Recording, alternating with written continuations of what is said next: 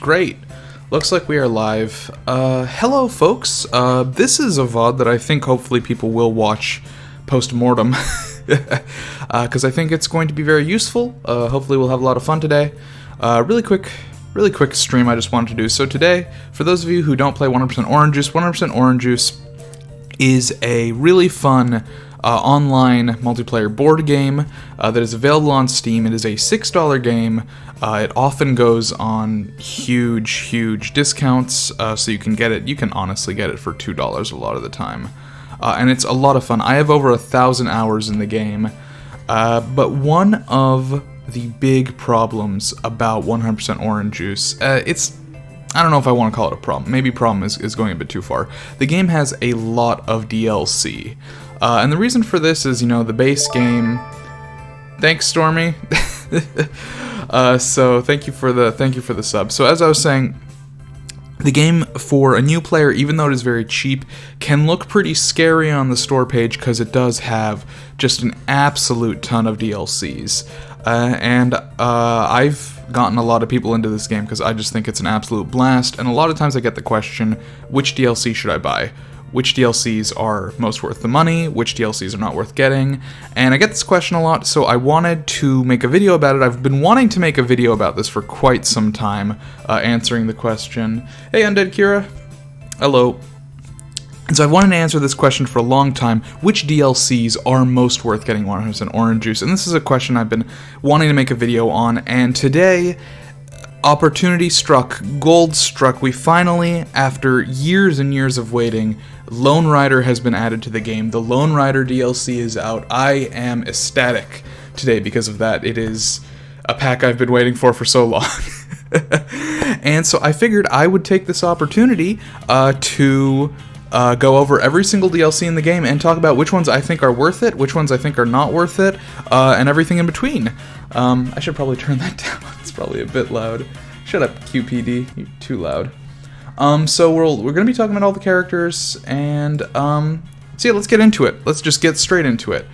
So there's several different types of DLCs. There are character pack DLCs, which most of the time give 2 characters that are added to the game.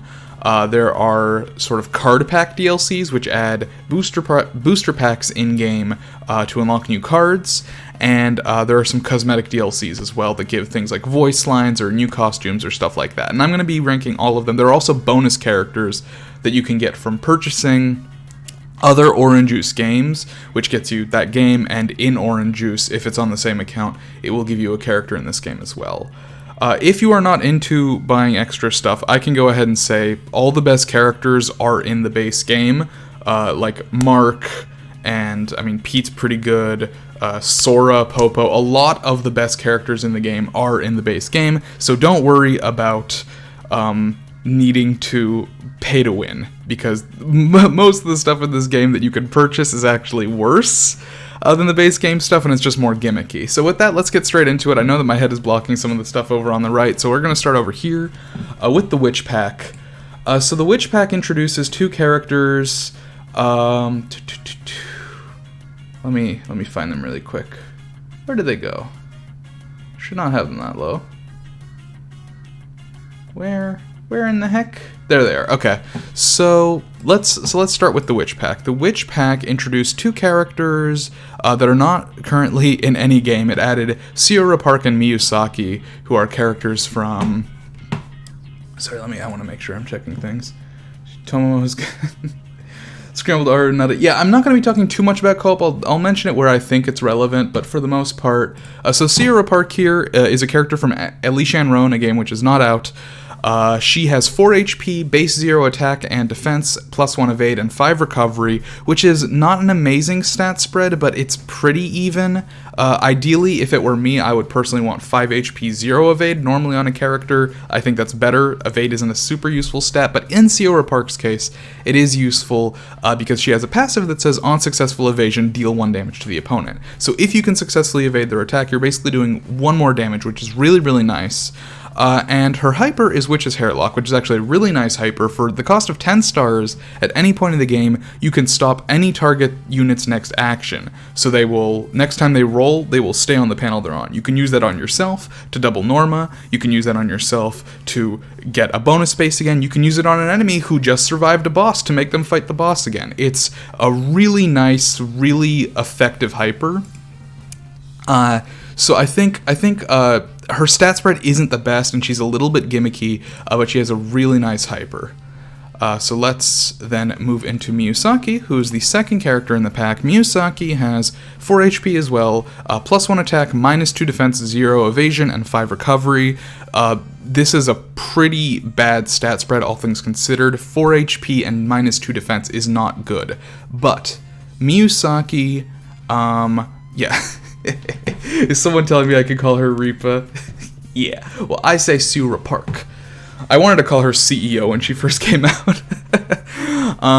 Her passive here, Miyazaki's passive, is that when she uses the defend tactic in battle, she cannot take more than 2 damage, even though she has -2 defense. So she essentially is a lot bulkier than she looks. Miyazaki is actually a really good character, both in regular play and in co-op. She's really nice.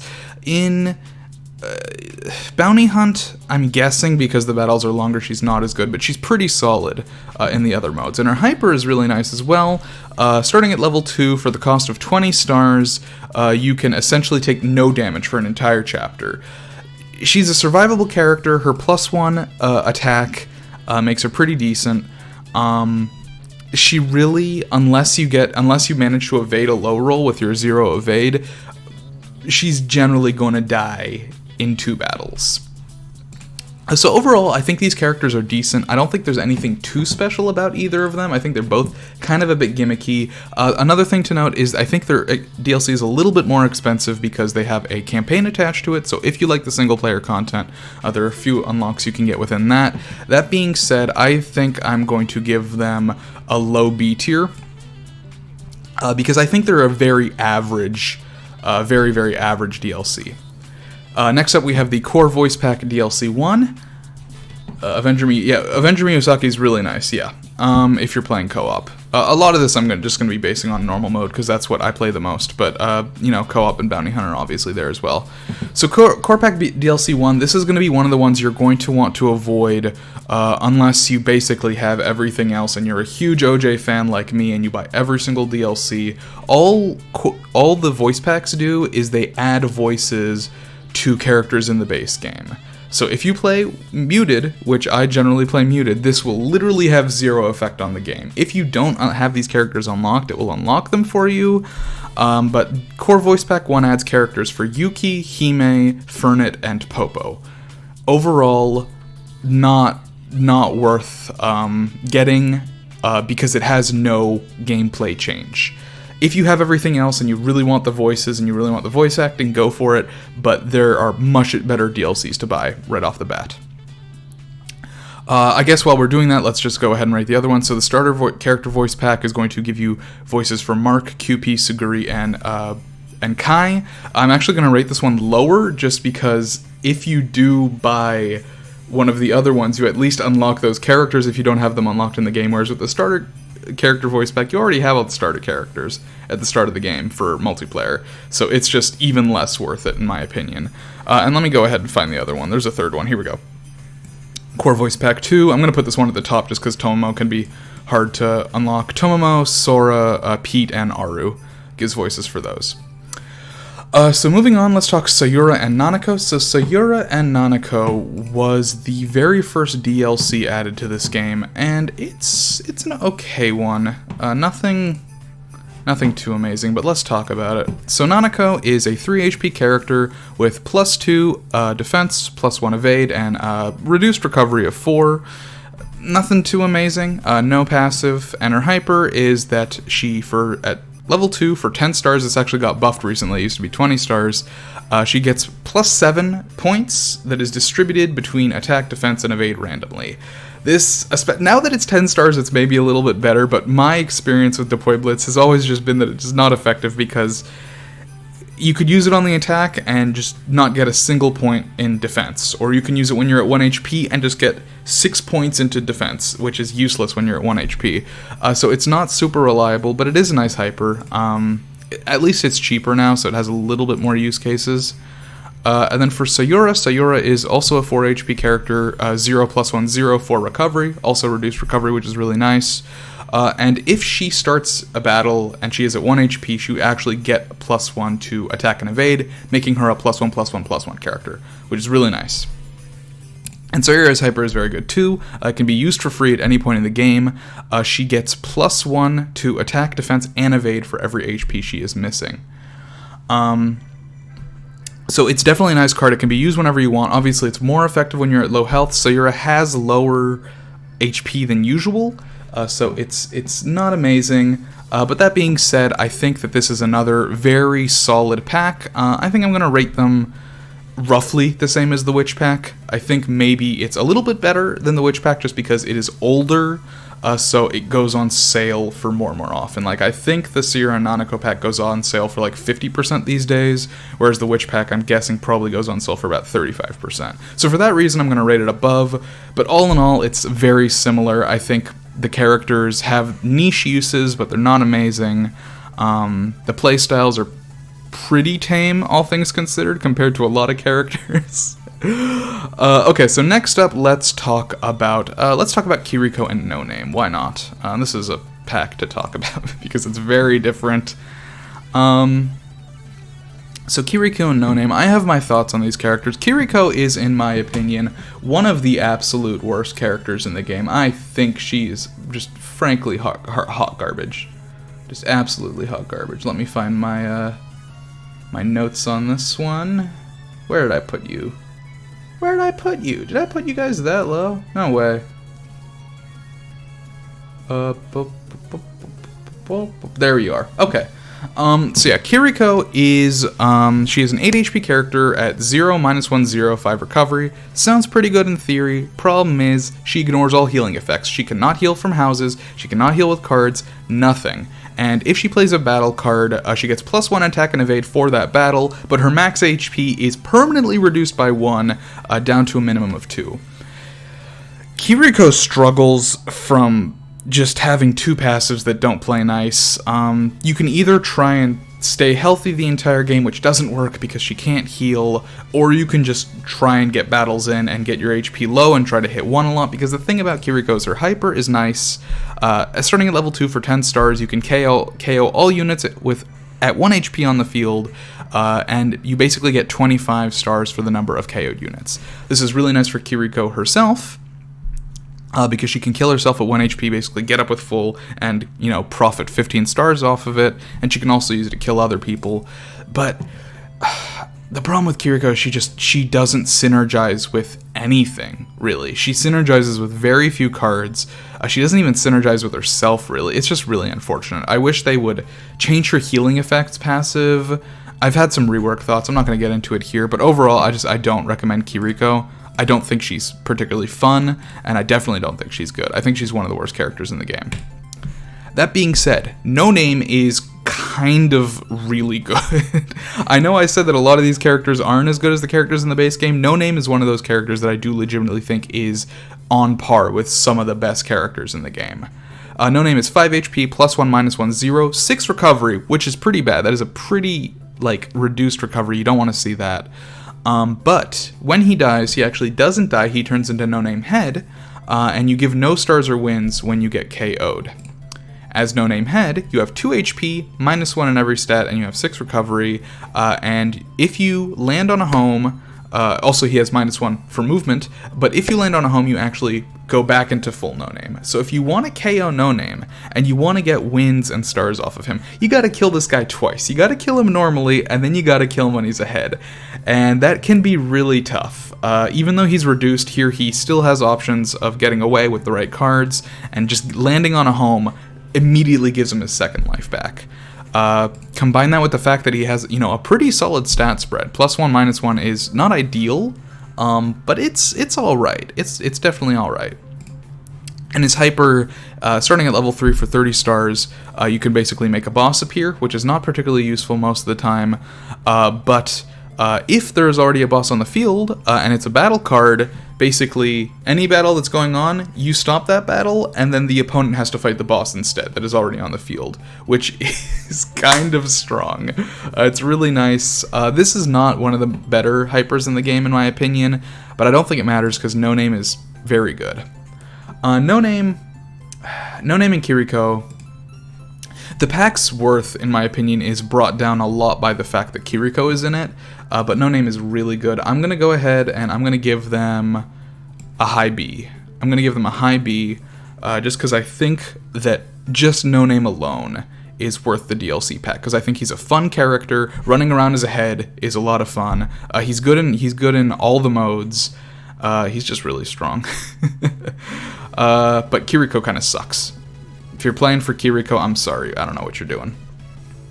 Okay, what else is visible? Let's talk... Okay, so Siguri and Hime Winter Costume. Essentially, all this does is it gives a cosmetic for regular Siguri and regular Hime. It unlocks their quote-unquote winter costumes. It's not that big of a difference. It's not very interesting. It doesn't affect gameplay at all. If you don't have Siguri and Hime unlocked, it unlocks them for you, but it's really not worth it. This is basically one of the worst DLCs you can possibly buy. I believe it's only 99 cents, but really, that's like half the price of some of these DLCs. Just get an actual character pack, please. Okay, next let's talk about the a card pack. Let's go for Acceleration Pack, and yeah, you guys can see that one. So the Acceleration Pack, the card packs are probably, when you're playing 100% Oranges, you're buying the DLCs, probably the first DLCs you want to buy in general. So these are all going to be S tier, all top of S tier. Within the card packs, I think there's some that are better and some that are worse.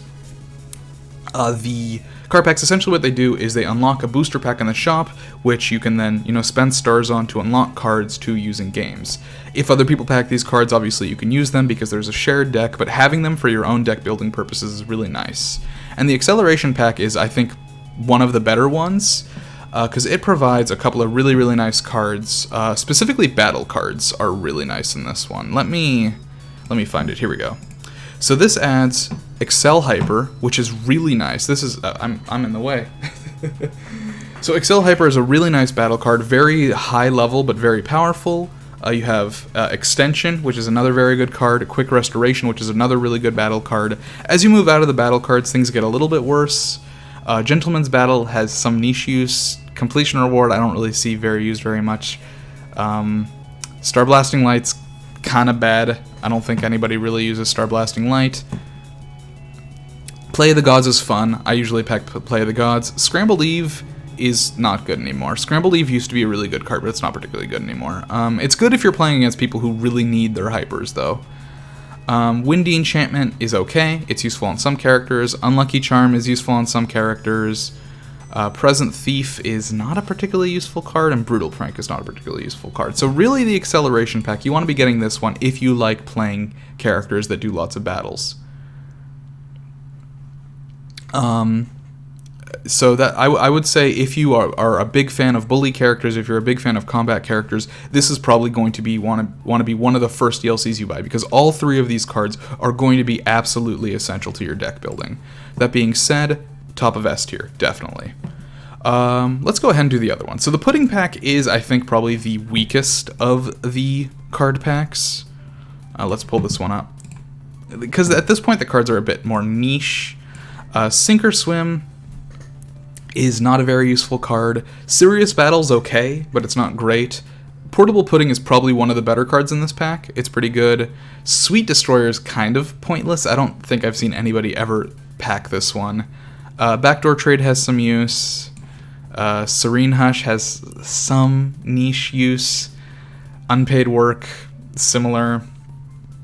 Indiscriminate Fire Support, honestly, you're probably going to see this more in co-op than anything. But even then, I just don't feel like it's very strong.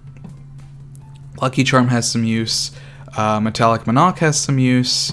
I Want to See You is pretty garbage. I don't really understand this card very much. I don't know why people use it, if people use it. I've never seen anybody use it, but it's not good. And Encore's decent. So the problem with this pack, I think, it's still very good. It's still a card pack. You still want this one. Portable Pudding's really nice. Backdoor Trade has some use. But overall, these cards, a lot of them are just more niche. And you're not going to be using these as much as you are the other packs. So for that, I'm going to put it in S tier, but I'm going to put it below the other card packs. And let's go for the head and talk about the Mixed Juice, or the Mixer pack, just because that one is next. So this one only provides 11 new cards, but a lot of them are good. Shield Counter, really strong card if you're trying to get away from bullies.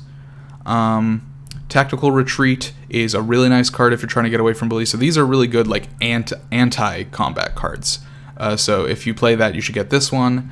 Mimic is really good on some characters. Mimic is, I don't want to say essential for some character decks, but it's really good for some character decks. So definitely look into this. Passionate Research is a fucking godsend for so many characters. You want this card. You really, really want this card. Ambush is alright. Lonely Chariot is really niche. President's Privilege is pretty good, especially on characters with really expensive hypers. Mixed Phenomenon is fun. It's kind of similar to Play of the Gods in a lot of ways. Scary Solicitation doesn't have much use. POPO Procession is decent, and Sealed Memories is pretty bad. Overall, though, this is definitely a lot stronger of a card pack if you're playing not offensive. If you're playing very offensively, you may want to go for the Accelerator pack first, just because the battle cards in that pack are really, really strong. But for any other character, this is the one to go for first, just because both of these battle cards are good for anti-bullies. Mimic is really strong. Passionate Research is one of the best cards in the game, so this is one that this is probably the best DLC in the game. In my opinion, potentially. Okay, so next up, let's talk about the Toy Store pack. Okay, so the Toy Store pack is a really, really good one in my opinion. Let's pull them up here. Where are they? So this comes with Arthur and Nico. So Arthur is really, really meta. He is a 7 HP character, 0, -1, -1, 6 recovery, so that's not great. But he has a passive that says he gets X additional stars from all sources, where X is the number of shops in play up to your current level. Now, that doesn't sound like much, but that really adds up. But what are these shops in play? What is he talking about? That comes from his hyper. Branch Expansion Strategy is a card that can be used at any point. It's going to cost 5 times the number of cards that you're holding in your hand, and it turns all of your cards, including this one, into Arbit Hobby Shop, and you can play one more card this turn. Arbit Hobby Shop is a card that says pay X stars. It's a trap that you put down. It says pay X stars to the player who set this card, where X is the level of the player who set this card. Draw a card from the deck. This card remains on board when triggered, but can be replaced by a new trap. No effect on the player who set this trap. Combine the fact that every time somebody lands on this, you are giving them a card, and that's fine, but you are getting stars from this. Combine this with the fact that you passively get more stars for the number of shops that you have down, and you have one of the absolute best star generators in the game. It's nuts how good Arthur is. He's another one of those, like No Name, one of the best characters that is in a DLC. And the thing about Nico is also quite good. Let's talk Nico here. I don't like her quite as much. 4 HP, 0, 0, +1, 5 recovery, and she doesn't get any effects from gift cards, which is kind of unfortunate, but she gets X additional stars from all sources, where X is the number of gift cards in her hand, and she can hold up to 4 cards. Her hyper is very similar to Arthur's. It costs 5 times the number of cards that you have transformed, but it can only be used at level Norma 3. And it turns all of the cards, including this one, into random hyper cards. You could play one more card this turn. So you could just get completely random hypers. This can be really effective, this can be really ineffective depending on what you get. It's pretty cheap though to get just some really good cards. It's a shame that Nico doesn't benefit from gift cards, because she really could, and her gain X stars from additional sources isn't nearly as strong as Arthur's, but she's still quite good. And the other thing about this DLC is that it also comes with a single-player campaign as well. So frankly, you're just in good shape with this DLC. This is definitely one of the best ones. You get 6 new campaign episodes, and just 2 really good characters. 2 really good, really fun characters. So I'm going to put them in S tier. Check the chat real quick. Yep. Yeah, no, Arthur's very strong. Alright, so next up, let's talk about Iroh and Mira.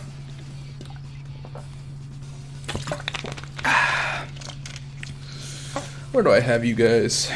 Probably a bit lower here. Yeah. Okay.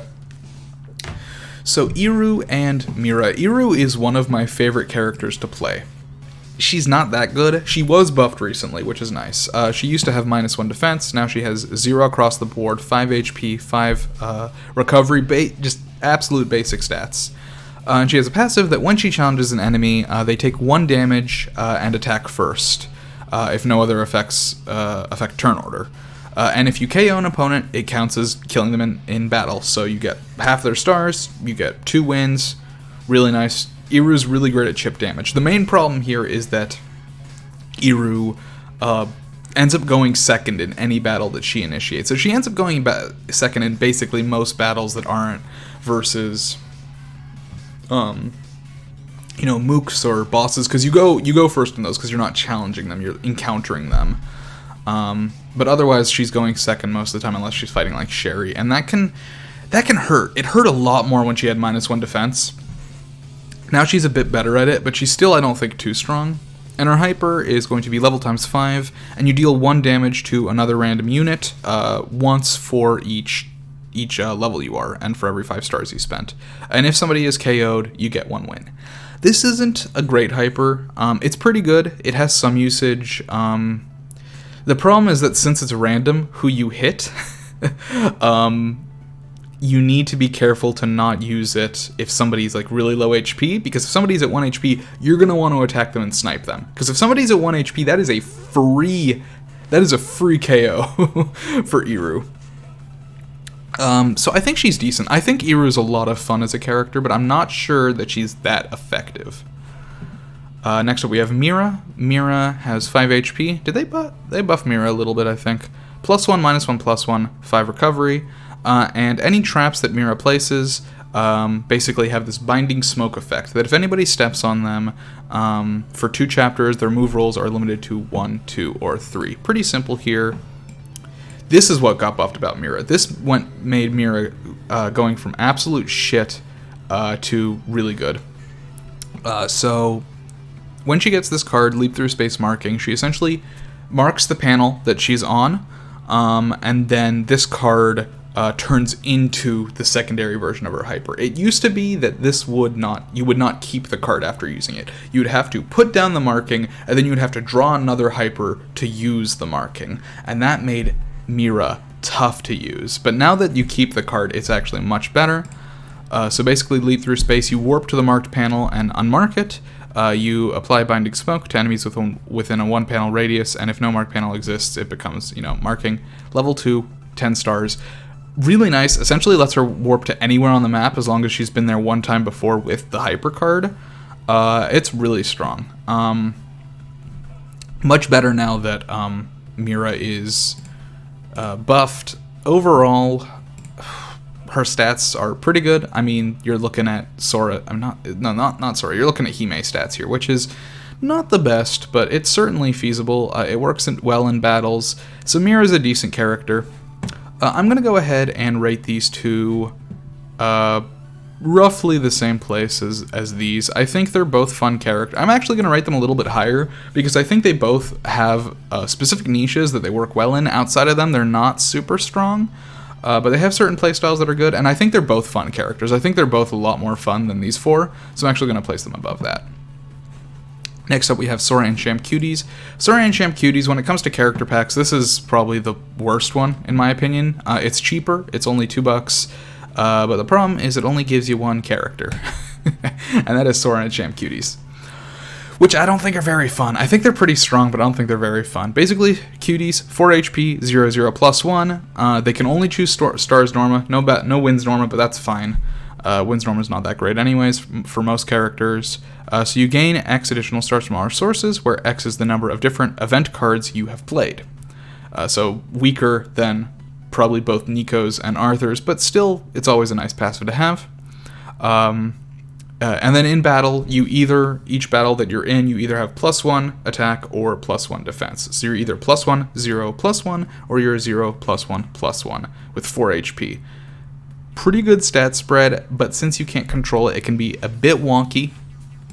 And they're hyper, so for 10 times your level, you go into live mode for your level times turns. You gain... Is that -3? Yeah, -3 movement, and you can only trigger movement type panels and can't use cards. You can't be challenged or the target of boost cards. And if an opponent ends their turn within a 2-panel radius of you, you basically steal your level times 5 stars from them. Ends on KO. Sora and Sham Cuties are a good character. They are like legitimately. They're not amazing, but when it comes down to it, for a DLC, they're pretty strong. They're not that fun, in my opinion. They're kind of way too passive for my liking, and you only get one character for slightly cheaper than you would get 2 for in most cases. So I am going to place them at the top of D tier, because I just don't think they're worth it. Next up we have the Character Song Pack Ultimate Weapon Girl. This is the worst DLC in the game because it's not really a DLC in the game. You actually unlock no in-game content from purchasing this. You basically just get a couple of music tracks that download to your Steam library that you can listen to. There's a funny one. It's basically the Ultimate Weapon Girl song that the VAs for the Cuties did, and there's one where Popo sings it, and that's pretty funny. Sora and Sham, yeah, they're friends in canon. Yeah, they're idols in canon. Yeah. Sora and Sham come from the same in-game universe, and you know, I don't know the full story of Sora, but I think in one of the endings they talk about, you know, becoming idols or whatever. So that's sort of where this comes from. But yeah, the Ultimate Weapon Girl, this is the worst DLC because it doesn't give you anything in the game. Literally, the only reason I bought this DLC, I've listened to these songs once. The only reason I bought this is because I support Fruit Bat Factory, and I want to continue to buy all their DLCs because I support them financially. If that's not a thing for you, don't get this. Like, I'm just being serious. It's really not worth your money. So next up is Yuki and Ilay. They're pretty recent, I want to say. Yeah, here they are. Alright, let's talk Yuki and Ilay.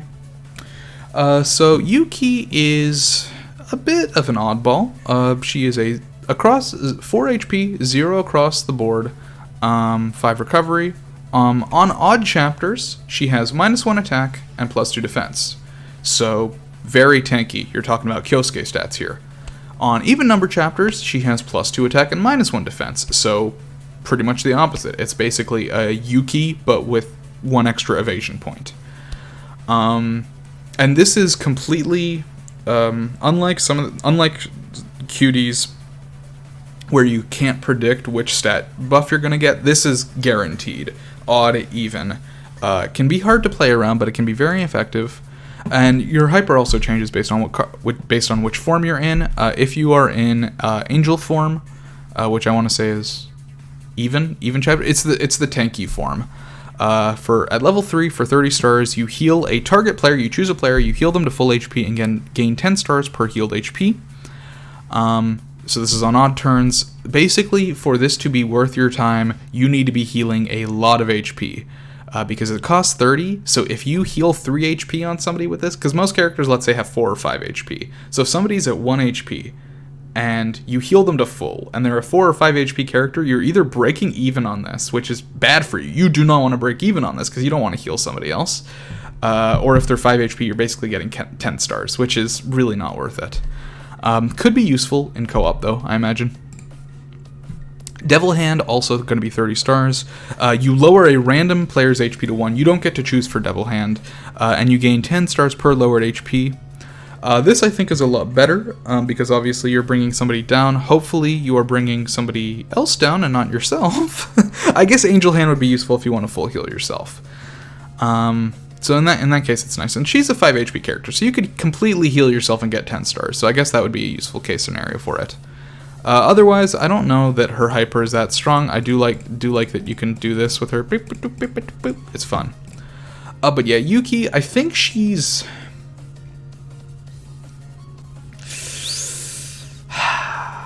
I think she's a fun character. I really do. But I think she's tough for newer players to use. I think she can be pretty difficult if you're sort of newer to the game. And I think that's true of Ilay too. Ilay is another 5 HP character, +1 across the board, 5 recovery, really powerful stat spread. Big problem here is that you can't challenge other players when meeting them on the field. And really, with this stat spread, nobody's going to be challenging you. So Ilay is completely passive for 99% of the game. The one thing she can do is, for 30 stars at level 3, she can essentially target a random player, and you move first, and you gain +1 attack. Ilay, really good against mooks, really nice against bosses, because she's got the survivability and she's got the damage. Her hyper is nice, it lets you challenge somebody and take down a priority target, but otherwise, you're a star farmer, despite your stat spread. You're just a star farmer that other people can attack, and if somebody attacks you, you absolutely can retaliate really strongly. But otherwise, she just kind of can't do much. She just kind of farms stars. I think she's not bad, but I do, just like Yuki, I think she's tough for newer players to use, just because of challenging players to be able to land on certain spaces and to be able to, take down priority targets is something that's really important in Orange Juice. And Ilay's inability to do that hurts her a lot. That being said, I think I'm going to give them a low B. Or, no, not a low B, a low A. I'm going to give them a low A for that. Because I do think they're both really good characters. I think Yuki's a lot of fun. I don't really think Ilay's that much fun. And I do think both of them are a little bit more technical. So this is a pack you maybe want to get when you're more familiar with the game. Okay, now let's talk about, let's just go through the bonus characters real quick. So the bonus characters, the way these work is, I mentioned it at the beginning, but you buy another game on Steam, you get the game, and if you're on the same account on Orange Juice, you unlock a character in Orange Juice. If you're like me, and you're not a big fan of shoot-'em-ups, which most of Orange Juice games are, these are not really going to be worth it for you. Me being somebody who supports Fruit Bat Factory and likes Orange Juice enough to get all these characters, these are essentially really, really expensive DLCs for one character. So I'm going to put these in their own little section down here, bonus, because on one hand, they're essentially a much worse Cuties pack, because it's one character for like 5 times the price, but on the other hand, they do come with their own game, which is pretty cool. So let's talk about these real quick. I'll go through all of them. I think the best bonus character is Popo Mixed. Not because she's particularly good, she's essentially a much worse Popo. But she's a lot of fun, she has a fun passive. Let's find her up here. Marie Popo Mixed, exact same stats as Popo. When warping from any effect, if she has an odd player level, she gains level times 3 in stars, and if her level is even, she draws a card. And her hyper basically lets her create a bunch of warp panels and she warps around. So she's all about warping, which is much worse than regular Popo, because Ubiquitous is one of the best hypers in the game, and Popo Mixed doesn't have that. That being said, Popo Mixed is one of the cheapest bonus characters. She is, what is it? She's $7, and the game she comes with is actually a lot of fun, I think. 200% Mixed Juice is the game that you need to buy, and it is a old school RPG where basically all the characters in the Orange Juice universe fight in a sort of weird rock, paper, scissors RPG format. It's got a really silly story. It's a fun little game. It's for $7, it's maybe a bit expensive, but I think on sale you get this. You get a good couple hours out of it, and you get Mixed Popo out of it, who's just a lot of fun to play. So if you're not into shoot-'em-ups, Mixed Popo is definitely the best character to get, in my opinion, because she's fun in Orange Juice. She's not too strong, but her game is fun. Next up we have Sora Military. Sora Military is a really good character because, Sora is a really good character. 4 HP, +1/0, +1. When she's KO'd in battle, she automatically gets back up with 2 HP. Auto revive, kind of like you see with what's his name? Shifu Robo. An Awakening of Talent, basically level 2, 20 stars. Until the end of the turn, you roll 5 for move, battle, bonus, and drop. However, this card can also be used as a battle card. Unlike X-Specs, which can only be used at the beginning of the turn, you can actually use this to protect yourself in battle, or if you need a 6 to reach somebody, and you do roll that 6, and you get in combat with them, you can guarantee the 5s with Awakening of Talent. Really nice character. I mean, Sora's really good, so obviously Sora Military is going to be really good. I think Sora Military is slightly worse, but not by a large margin. And so her pack is going to be you have to buy Sora on Steam, obviously, which is $8.99. Bit expensive. Definitely one of the more expensive characters, but she's one of the better characters of the bonus characters, and of the shoot 'em ups, Sora's the one I probably had the most fun with. So if you are looking to try shmups, maybe not shmup. Why do I keep saying shmup? They're not shmups. They're bullet hells. The games are bullet hells. So she comes from a bullet hell game. Of the bullet hell games, I think it's the most fun. So I'm going to put her there. Next up, we're going to talk about Aru Scrambled. So Aru Scrambled is the cheapest of the bonus characters. Her game only costs $5, and it is what is it? It's QP Xmas shooting. Same stats as Aru. She can hold 4 cards, and her hyper is essentially a gift card. So at the end of your turn, if you have a card that you would have been able to use, you send it out of your hand to a different player, and you get stars equal to the card level times 5. And also that target can't challenge players to a battle until your next turn. If you die, or you use this card, the card is discarded. This is a strong hyper. This is really good for star generation, and it's really nice against bullies because, sure, you're giving them cards to hit you with, but they're also not able to challenge you if they get it on the following turn. Aru Scrambled's a nice character. Is she better than Aru? It's tough to say. I think her and Aru are pretty even. They both have slightly different use cases. I think Aru has higher highs and lower lows, whereas I think Aru Scramble is probably a little bit more reliable throughout the game. But I've never played Xmas shooting. If it's anything like QP shooting, I'm not a huge fan, but it is cheaper, and the character's nice in game, so that's where we're going to place her. Next up, we are going to talk about Siguri version 2. Okay, so Siguri version 2 I'm putting up next. Her game is, I think, the most expensive. Not quite, no, $8.99. Acceleration of Siguri 2 is the game you need to get. And she is just okay and normal, but she is one of the best defenders in co-op mode, if that's what you're into.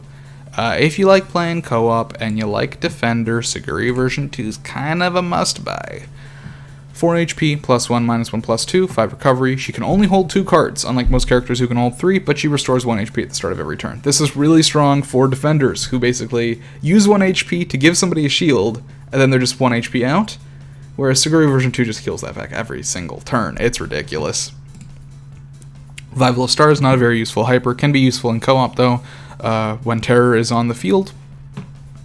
Level times 3, 3 chapters, turn all drop panels and bonus panels and encounter and boss panels into drop panels, -1 attack when on a marked panel. So Siguri version 2 is really useful in co-op and just sort of okay otherwise.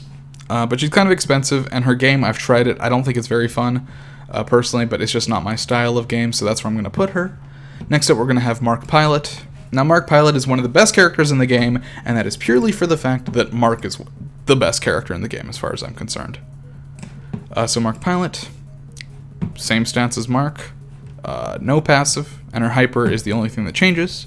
Rather than having Big Rocket, you choose one of the 2 following effects. You can either turn it into Big Rocket Cannon, or you can do 1 damage to an enemy for 10 stars. So very similar to Mark's level 1 hyper. However, if you turn it into Big Rocket Cannon, you then, for 10 more stars, deal 3 damage to a target enemy, and if it's KO'd. So it's very similar. It's a little bit different from Mark, where it just scales up as you level up and it costs more. Big Rocket costs a little bit less, and the damage is a little bit more specific. She's really strong. So Flying Red Barrel costs $9.99, which makes Mark Pilot the most expensive character in the game. The reason she's this low, and I think Flying Red Barrel is a really fun game. I really like the characters. I think the mechanics are good. Even though I'm not a fan of bullet hells, I think her game is really good. The main reason I'm placing her this low is A, she's the most expensive character in the game, and B, if you're just buying them for the character, you can just play Mark, who is in the base game, and is just as good. I mean, the differences between Mark and Mark Pilot are very minimal. So if you just want the character, just don't spend the extra $10, just get Mark. And then lastly, we're going to have QP Dangerous. QP Dangerous, you need to buy QP Shooting Dangerous to unlock her, which is going to cost you $8. She's a mouthful of a passive. Essentially, the way she works is she's the exact same as QP, except she starts with -1 evade instead of 0 evade. And for every card that she's holding in her hand that has pudding in the name, she gets a stat boost. If she has dangerous puddings, she gets +1 attack. If she gets bad puddings, she has +1 defense. Regular puddings is 1 evade, and portable puddings give her +1 max HP. And her ultimate basically lets her draw 2 cards with pudding in their name from the center deck. This sounds good in theory. This sounds like she would be a snowball character. But the main problem with her is A, as Cabello just said, she shows her hand by existing, and B, she can't use cards. Most characters, you get to use cards when you play the game, whereas QP Dangerous has to hold on to a very specific set of cards if she wants stat boosts. She's not very good. She's not bad. She's not a bad character, but I definitely think she's lower tier. She's worse than base QP. Base QP is better stat spread, and honestly the hyper is better, even though she can't reach the same highs. She's much more reliable, and her game is not fun. I don't like QP shooting. I don't think it's a fun game. I played it up through stage 3, and I was just like, I uninstalled it. It wasn't having a good time.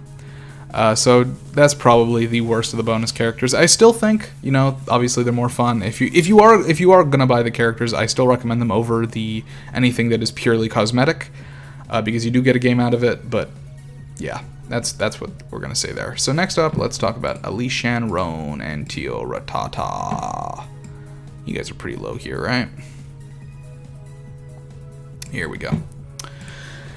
Lay daddy day. Where do I have you guys? Where do I have you guys? There you are. Okay, so Alishan Roan, 4 HP. +1, -1, +1. Again, the Hime spread. You love to see it. If she's battling an opponent that has more than 1 attack, she gets +1 evade until the end of the battle. And if they have more than +2 attack, she gains an additional +1 evade. So technically, against bullies, she can be a +3 evasion character, which is pretty nice, but again, evasion is not a particularly useful stat in many situations. You'd much rather have defense, I think, a lot of the time. Full speed Alishan Roan is her hyper. It's a niche usage. You roll a die and you move the result times 3 panels. You deal damage equal to the result to each unit you pass during the move. If they're KO'd by the damage, you gain wins as through normal battle. So you can sort of see through this hyper that Alishan Roan is meant to be a combat character because she gains wins with her hyper. It's very expensive star-wise, and her passive makes it so that she can fight. She's got the +1 attack. She can get lots of evasion, which makes her not take any chip damage. So she's nice in that sense, but she's fun, but she's similar to a lot of other characters, and stars are so much more effective 90% of the time. Next up, let's talk about Tio. So Tio, basically +1/+1, or 0/0 +1 for recovery, 5 HP, so low recovery for a high HP character, which is nice. And she doesn't trigger encounter panels at all. She still triggers boss panels, but she doesn't trigger encounter panels, which is good and bad. On one hand, you can't kill enemies, you can't get wins that way. You can't get stars that way, especially if something's at 1 HP, you're just shit out of luck. But she also doesn't take any chip from enemies, or she's immune to the 7 Gull, essentially, which is a big buff. Her hyper is a gift hyper. When another player loses stars to an encounter panel, those stars would go to you instead, and it basically uses up the card, and you have to draw a new one. It's okay. Tio is okay. I think she's good with the right strategy, but she feels underwhelming. And I think Alishan Roan is good in battle, but she also just feels a little bit underwhelming. I'm going to give these folks a C tier, just because I think there's better DLCs to buy. They're not a bad DLC by any means. This one also comes with a campaign as well. Does it? 1 extra episode. Okay, it doesn't come with a full campaign. It comes with 1 extra campaign episode. Yeah, I just think it's a C tier. There are better ones to get. Next up, let's talk about Arnell and Mani, who came out right after them. So Arnell is a 5 HP character. Arnell has actually grown a lot on me in the past, because I played her a couple of times recently, and she was a lot more fun than I remember. 5 HP, +1, -1, 0. So that's basically no names stat spread, which is decent. And she can see the card on the top of the deck if she has her hyper in her hand. Her hyper basically lets her see the top card in the deck, and basically in battle, she sees what the top card in the deck is. If she uses her hyper, if it's an event card, she gets +3 attack. If it's a boost card, she gets +3 defense. And if it's any other card, she gets +3 evade. So, you know, decently strong hyper, and she has a lot of vision control for the deck, and that she can always see what the next card to be drawn is by anybody, which if you if you like card counting, if you're into like blackjack card counting and that kind of stuff, this could be really useful because you can predict what other people's hands are really effectively if you have your hyper in your hand. And Arnell's a lot of fun. I think she's a bit weak, but I think under the right conditions she can be fun. I think that's also true for Mani. Mani, 0 +1 0, 5 recovery, 4 HP. When she's not in raging mode, she gains a rage counter upon taking damage and loses a rage counter upon healing. Note that this is not, you do not get rage counters per the amount of damage you took. It is literally just if you take damage, you get a rage counter. So if you take 10 damage, you are getting 1 rage counter, and if you're taking 1 damage, you get 1 rage counter. Which is nice with her +1 and 4. She's essentially a Sayura in a lot of ways. She actually is very similar to Sayura. Raging Madness, essentially what it does, and this is different in co-op and Bounty Hunt, but in normal, she gains +1 range counter, she targets another active unit and enters Raging Mode. You gain +X attack and plus X evade, where X is the number of your rage counters, and Raging Mode ends when rage counters become 0 or upon target's KO. Upon target's KO, she gets 0 +2. Wait, okay, I was thinking of co-op. In co-op, it's worse. In co-op, it's basically you lose 1 rage counter every turn. In regular, it's actually better. You don't lose rage counters. It's just when the target gets KO'd that happens. You gain 2 wins if you KO the target in battle, and what is that? Minus 50 stars in wins if you KO any other unit.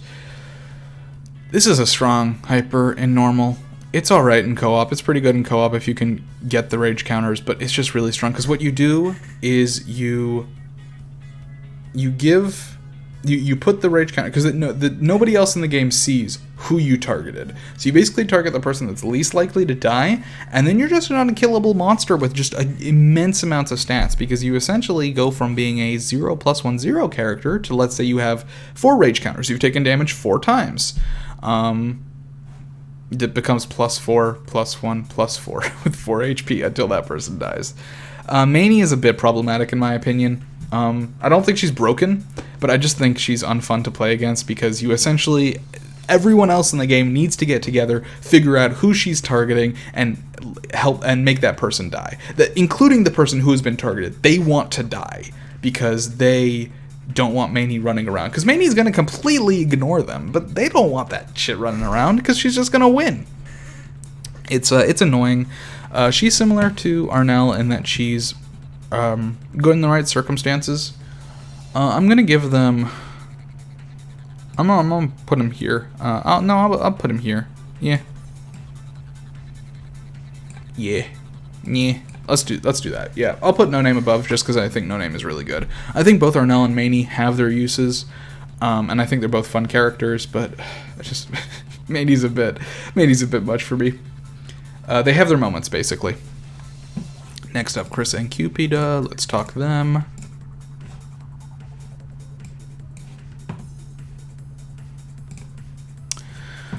Alright, so Chris, she can hold 4 cards, she can't challenge battles without Chef or Store Manager active, and she gains a Store Manager counter upon using a max 1 copy limit non-gift card. -1, 0, 0. Pretty weak character. If she summons Chef with her hyper, Chef essentially has +1, 0, +1, fights behalf on the player, and the player who summoned it gains the stars, gives 2 wins if KO'd in battle, but, you know, Chris stays safe. And her hyper... Summons Chef for 20 stars. He fights battles on your behalf, gives 2 wins on KO, gives stars gained in battle to your unit. Effect ends with Chef's KO.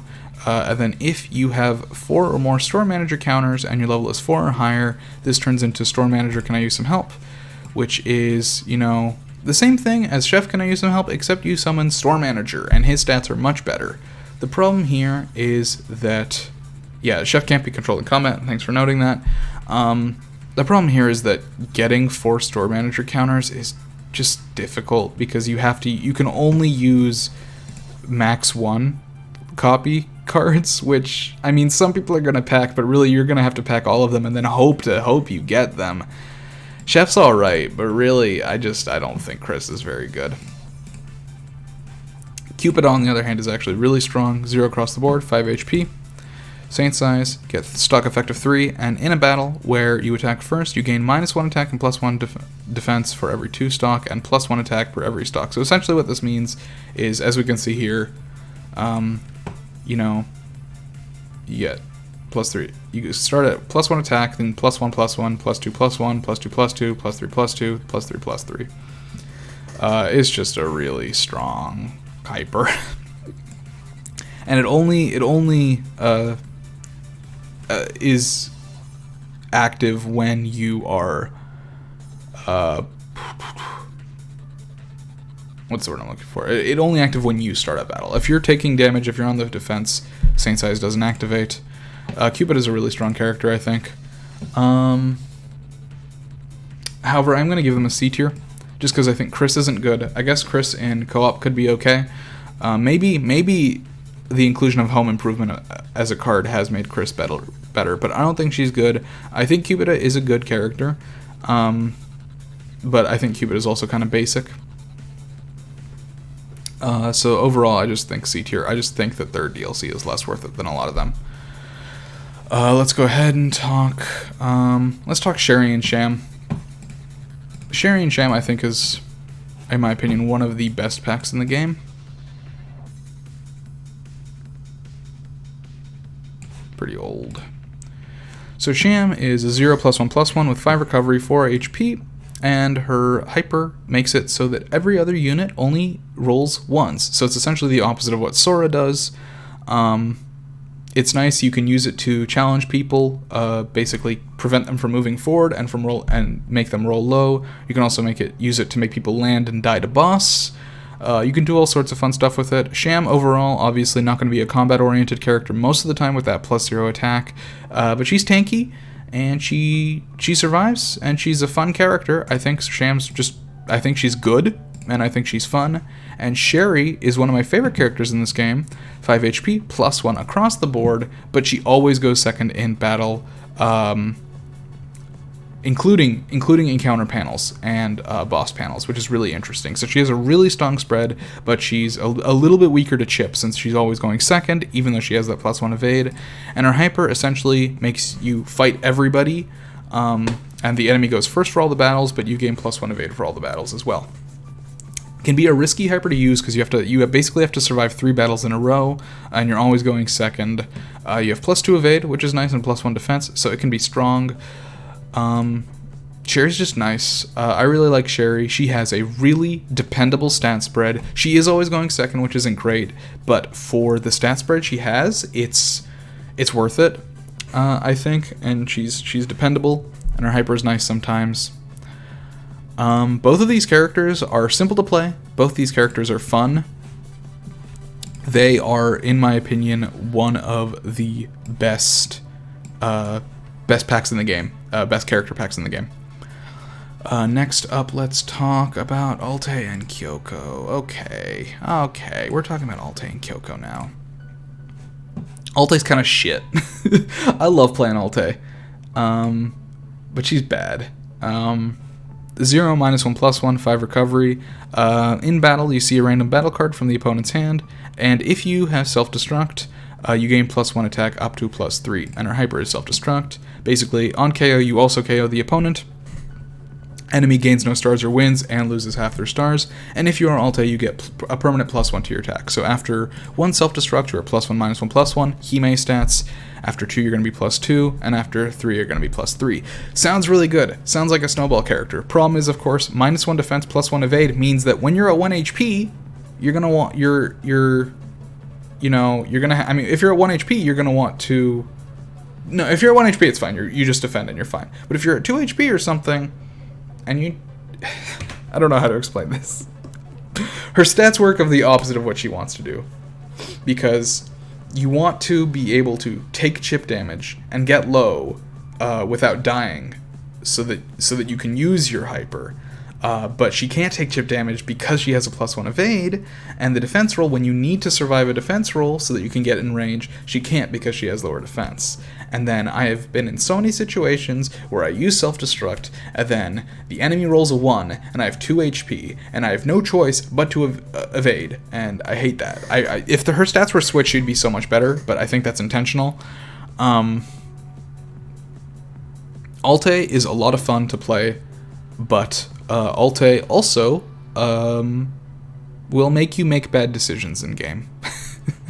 Is what it comes down to. She can be a lot of fun. Ulta was actually one of the best ways to fight M10 Robot in co-op back before it was nerfed, because Hyper M10 used to be absolutely redonkulous with his shields before he got nerfed and made easier, and just Avenger Ulta was such a good way of dealing with him, because self-destruct would just do straight 7 damage to him every time. It was really, really nice. Alas, he's been nerfed, so she's not as good anymore. Still, I think Ulta is a fun character who's just not very good. On the other hand, you have Kyoko. Kyoko is, I think, the exact opposite, where she's not fun at all, but she's really, really good. 5 HP, -1, +3, -2. However, she can only defend. She literally does not have an evade function, which limits any strategy you can run on her. And her hyper is a stock 3. You can cancel a trap, a battle, or a drop panel, and you take 1 damage, and it consumes 1 stack, and effect expires on KO. Basically, this just means she walks around, she gets stars, she doesn't die, and when she gets low, she just uses her hyper, and then rather than, dying in battle and losing half her stars, she just takes damage outside of battle instead and KOs herself and just gets to sit down with her stars all hunkered up in her little bunker.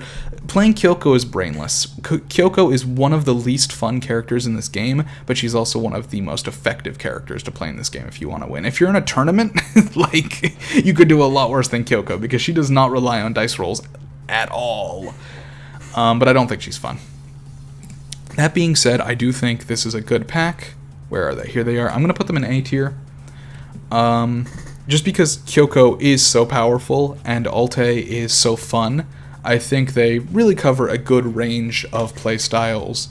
And I think they're worth it. So next up we have Helena and Cook. This is one of the newer ones. Man, when I was writing I didn't really write a script, but I wrote some notes before this, and I gave them all sort of numbers out of 10. I should probably just give the numbers after this, because I'm not sure this is exactly accurate to what I was saying before. So I'll do that once we're done here. Where are you? Okay.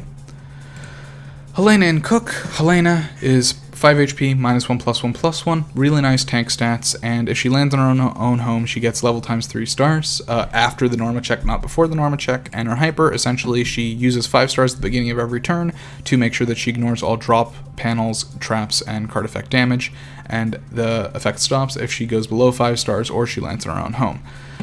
Helena is a pretty basic tank character. She gathers stars, she does it effectively, she's pretty good. Then Cook is a bit weirder. 4 HP, 0, -1, +3, so the only character with a natural +3 in evasion. She gains a stack of hungry when she uses an evade, and she can have up to 3 stacks of hungry. If she has 3 hungry, she loses 1 evade, so she goes to +2 evade. And if she lands on her own home, she loses all stacks of hungry. And her hyper, basically, you roll 2 dice for everything except battle. This effect ends when you stomp on your own home panel, and you can only check Normas on your own home panel. I don't know if they've changed this, but in co-op, this was broken on release because she would roll 2 dice for everything, including revive, because she would not lose this on revive. I think they may have changed that, but Cook used to be a really good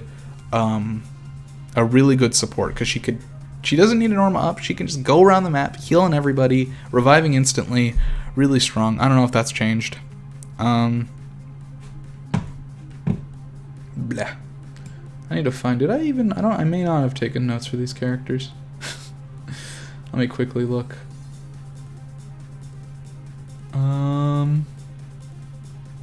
Seems like potentially not. Oh, doesn't look like I did. Okay, so I'm gonna rate these just right now. I'm gonna rate these. I think they're both effective characters. I think they both have interesting playstyles. I'm gonna place them below No Name. I still think No Name is better. That's not true. I'll place them above No Name because at least you're getting 2 characters in this pack. She does lose guidance on KO and co-op and bounty. Oh, but not on homestyle. Okay, so they actually switched it recently. Okay, that's good to know. No, I'm gonna put them below No Name. I think even though they're both effective characters, I think No Name is more fun. I think both of them have their appeal, but I don't think they're the most interesting characters. Okay, so next up, let's talk Krilla and Kay.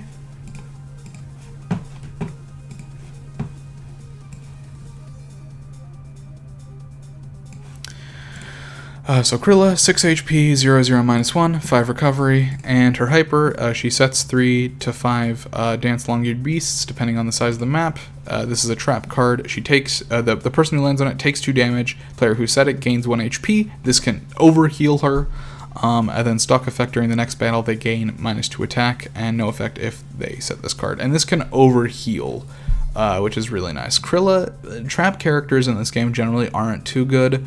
But Krilla's nice. She's tanky. Her stat spread used to change so much. She was like going between having -1 defense and 0 defense so many times before they changed it. Yeah, so that's Krilla in a nutshell. I don't think she's super fun, but when it comes to trap characters, she's all right.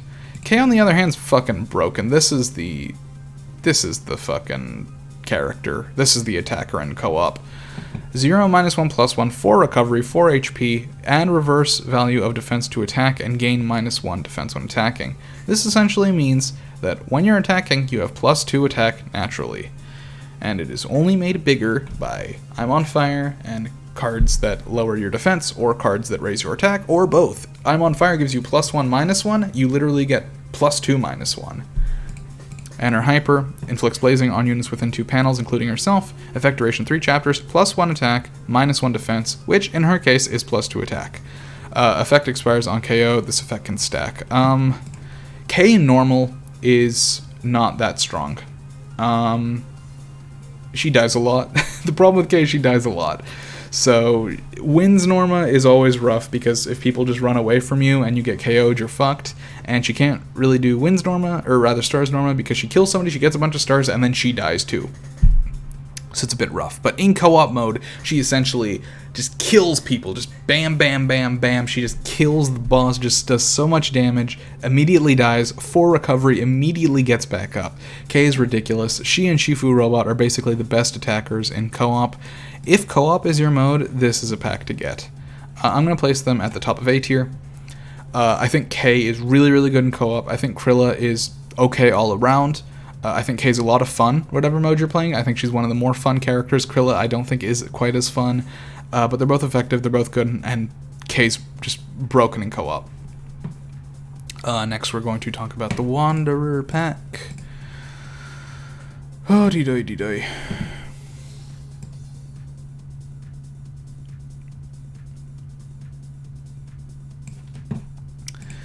So Ellie, +1, 0, 0, very similar to Kai. And her hyper. Jesus, I hate it when the hypers look like this. Cost, level times 10, effect duration, 2 chapters, gain +X attack, +Y defense, and +Z evade, where X is your total Norma completed, Y is your total wins Norma completed, and Z is your total stars Norma completed. I don't have much opinions on Ellie. She's kind of just a new Kai. Her hyper is a bit different. I think her hyper is a bit better, but it's also a little bit more... You need to think about it a little bit more.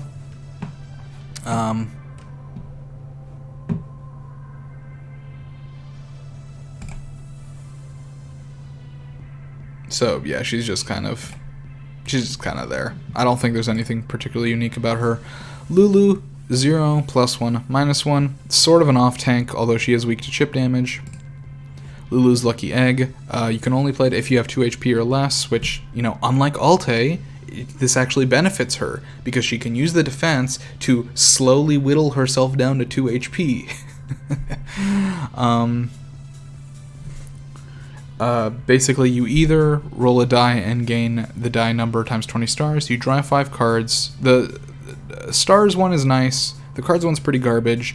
The one you're looking for, the one you're fishing for, is this last one. Or not this one. Yeah. Heal to full HP and permanently gain +1 attack, +1 defense, and +1 evade. This effect can only trigger once. So that's what makes Lulu strong. Is she basically goes from being this stat spread to 5 HP, +1, +2, 0. Which is a very nice stat spread for her. But the problem with Lulu is she's not interesting. She kind of just farms stars and just sort of wants to slightly take damage and then fishes her hyper and hopes that it gives her the lucky egg effect she wants. I don't think this pack is very good. I'm going to place them down here. Both the characters are fine. They're both decent characters, but they're not very interesting. Lulu just sort of plays just passive off-tank, and she's alright. She's not great. She really fishes hyper, which is annoying. I don't like characters that have to fish hyper that hard. And Ellie is basically just new Kai, and Kai's a base game character, and he's perfectly fine as is. So I don't much care for it. So I don't think it's a great pack. I think it's an okay pack like later down the line, but it's not one I would start with. Who's next? Let's talk Sake and Kyosuke. Oh yes, Sake and Kyosuke. So this is another one of the early packs. So pretty simple, +1/+1, or 0/0 +1 for recovery, 4 HP, very similar to Sayura Park, although I believe Sio's recovery is 5, whereas Saki's is 4. A hyper Big Bang Bell, I love this hyper. I'm not a big fan of trapping characters, but fucking Big Bang Bell is so much fun. Every unit on this and 2 adjacent squares takes 2 damage, +1 for every 2 chapters since setting this trap. On KO, half of their stars go to the player who set this trap. The mind games you can play with Big Bang Bell are hilarious. It is not very reliable, but it is super funny. Saki's spread is not great, but 4 recovery is nice on her. She doesn't do battles. She walks around, tries to get stars, and her goal is to just disrupt the field, get those big bangs down, and just one good bell can put her in a winning position, which is really funny. Overall, I don't think she's that strong, but I think she's a funny character. And Kyosuke, on the other hand, is actually a really good character and a really fun character. -1 +2, 0. This is really good stats for a tank, because not only is he tanky, he also has a 0 evade, which means he can block a lot of chip damage. And his hyper, essentially, he takes off his shirt, costs 10 stars, and he swaps his attack and defense, lasts until KO or until it's used again. So you go from being a -1 +2 character to a +2 -1 character. Still 0 evade. Kyosuke is great. Kyosuke is a really awesome character. Banger music. Both of these characters are fun, and Saki's decent. Saki can just be enjoyable, whereas Kyosuke is just like legitimately really good. So they're gonna go up into the S tier. Alright, now let's talk about the... let's do the breakers, why not? Starbreaker! Oh my god. Yuki Ilay? Oh, do we have somebody new? Poke-Cola? Yuki Ilay? Yeah, I think Yuki Ilay are... Where did I rate them? Yuki Ilay. I rated them A. Yeah, I think they're both fun. I think Yuki specifically is a pretty fun character. I think they are technical. I don't recommend them to newer players, but I think that they are both pretty technical characters. They are both pretty strong and can be a lot of fun if you know how to play them effectively. You're probably right. I probably would rate them a little bit lower, all things considered, but I don't know. I think it's fine for now. Starbreaker is Starbreaker. +2, 0, -1, 5 HP. Sounds like a really good spread, but of course you have the only can choose wins Norma, which makes Starbreaker so bad. Oh, not being able to go stars is rough, buddy. Her hyper essentially sets Invisible Bomb on 3 to 5 panels. Invisible Bombs cannot be seen, obviously. They're invisible by other players, and they reduce their HP to 1 when they step on them. This is really nice for Starbreaker because she wants to hit people at low health and kill them and get her wins, but they can activate when they're on the other side of the field, they can activate when somebody else is right about to kill them, and she gets no benefit from it. And it's really unfortunate. Starbreaker would be a really good character if she could go Stars Norma, but she cannot. And that makes her really rough to play. Next up we have Sweepbreaker. Sweepbreaker is 0 across the board, 6 HP, and 6 recovery. The 6 recovery is rough on her. I get why it's there, it makes sense, but it's rough. Battling a player with reverse cards, you gain +1 to each of your stats for each reverse card they have. Sweepbreaker has been a lot of places. She's been good, she's been bad. Melting Memories, number of cards held by other players ×5. All other players discard and replace a card from their hand, reverse all enemy cards. So this is really nice. She can really pop off with a good use of Melting Memories. But it's, you know, again, fishing for hypers is never reliable, and she's really reliant on this. You know, without it, she's essentially just a slightly tankier QP that also stays down for longer. It's just rough, buddy, for her.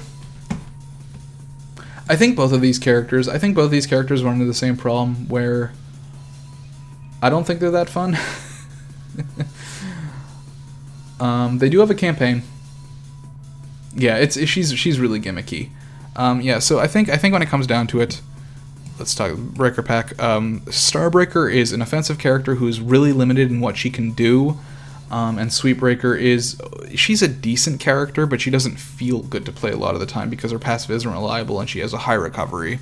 They do have a campaign, which is nice, but overall I'm going to place them into the C tier. I'll place them, honestly, I'll do this. Cupid is nice, but I just don't think Chris is good. I'll put him here. Yeah, I think that's fair. Okay, now let's talk about Nath and Tomato Mimyu. Oh boy. Okay, so Nath and Tomato Mimyu is going to be very similar to the Yuki Ilay pack, where this is, I think, a good pack, but it is not a pack I would recommend to newer players, because I think both of these characters are pretty, like, mechanic intensive. Nath is 5 HP, -1, -1, +1, 5 recovery. Anytime she's in battle and a battle card gets used, she gets a stack of active extension, which essentially gives her +1 to attack and defense and -1 to evade. So at 1 stack she becomes 0, 0, 0. At 2 stacks she becomes +1, +1, -1. You know, so on and so forth, up to a maximum of 3 stacks. And when she gets KO'd, she loses 1 stack.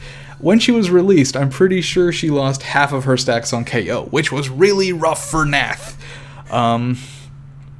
Which is a lot better now. And another ultimate weapon will use up every single star you have to gain +1 attack and defense for every gain +1 attack and defense, and an additional +1 attack and defense for every 20 stars spent on this card. And since it's a battle card, it also gives her active extension. It's essentially a blow-up move. You use it when somebody has a bunch of stars, and you know you're going to lose all your stars, but you're going to take half of theirs, and a lot of the times that's going to be enough, and it gives her the active extension. Nath is one of those characters that can reliably go for wins normal a lot of the time, but even then, it's a bit rough. I think she's a really good character. She's a really nice snowball character, but again, I wouldn't recommend her to new players, I think. Tomato Mimyu, definitely not a character that I recommend for newer players. So you start the game as Mimyu, who has 3 HP, -1, 0, +1, and 1 recovery, which means she instantly revives as Tomato on the following turn, and she only loses 1/4 stars and gives 1 when 1 KO'd in battle. When she revives as Tomato, Tomato basically has +1, 0, 0, and 3 recovery, so when she recovers, she turns into Mimyu. So Tomato is the more offensive one. Mimyu is, you know, can avoid chip damage slightly better. They both die a lot. And so Mimyu's hyper, they have 2 hypers here. So when Mimi uses a hyper, she gets Evil Spywork Preparation, which places 4 Evil Spywork Execution into the deck.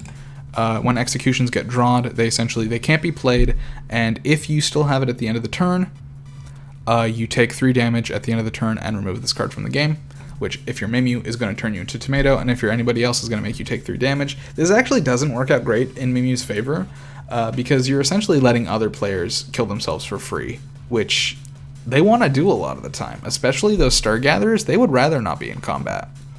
However, if you are a Tomato and you draw one of the executions, which essentially what Preparation lets you do is it lets you put a lot of hypers into the deck, which makes fishing for them as Tomato a lot easier. And Tomato actually has a really nice hyper. During this battle, gain attack and defense but lose evade equal to the number of cards in your opponent's hand. So it's like Blue Crow II, but for the opponent's hand rather than your hand. This means it's not going to work on encounter panels, so you can't use it against bosses, and it means that it's going to be dependent on how many cards your opponent has, which is going to make it a bit more difficult for you to get the big numbers that you need on a high priority target if they don't have any cards. Whereas Pete, Blue Crow II, straight up just boom, boom, boom, all the stats I need whenever I want, as long as my hand is full. That being said, unlike Blue Crow II, Waruta Machine Blastoff is a lot easier to fish for because of Preparation. These characters, because they die so often and they lose so many stars and their hyper is so weird, are very strange. They're a really, really weird character. They're unorthodox. I think they're a lot of fun, though. I think, yeah, Blue Crow is also level 2. Yeah, I love Blue Crow. Pete's my favorite character in this game. I think they're... I'm going to say they're bottom of A tier.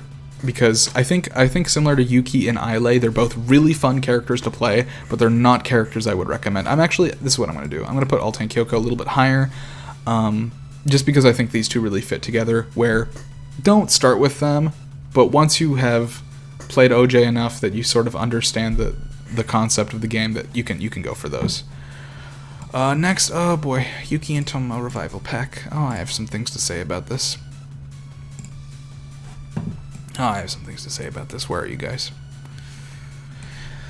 Yuki Dangerous. +1/0, -1, 5 HP. Sounds pretty good. Then you look at the passive. Permanently turn every held card into pudding, putting in the name into Tragedy of the Dead of Night. Okay, that's not bad. It does turn into it does turn things like pudding, and portable pudding, which are really good, into level 3 trap cards, which is not ideal, but could be worse. When someone else triggers your trap, gain 1 win. Wow, really nice passive. Gain no wins from fighting neutral enemies. That sucks.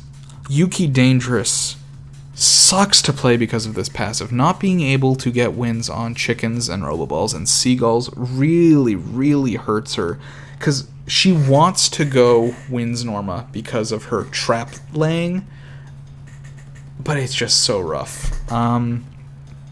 She essentially has to go stars in a lot of cases because she just can't get enough traps down to be worth it. Her hyper: draw a trap card from the deck, set all trap cards in hand on random panels. If you're not holding any trap cards, draw 3 from the deck and set a random one on your current panel. Essentially, this just makes it easier for Yuki to set more traps. But again, people aren't going to land on them. Again, it depends on the size of the map. She's obviously worse on bigger maps. On smaller maps, she can get more wins. But not being able to farm mooks is rough. Yuki Dangerous is not fun. Just play Yuki, please. Yuki's free, and Yuki's better. Tomo Casual, 4 HP, -1/0, +1 with 5 recovery. And I guess we'll do the hyper first. Miracle Red Bean Ice Cream. Get +1 attack when this is held. So basically you go to 0/0, +1. Tomo Casual. When played, you turn into Tomo Sweet Eater and fully restore HP. And if you're Tomo Sweet Eater, it becomes Magical Revenge.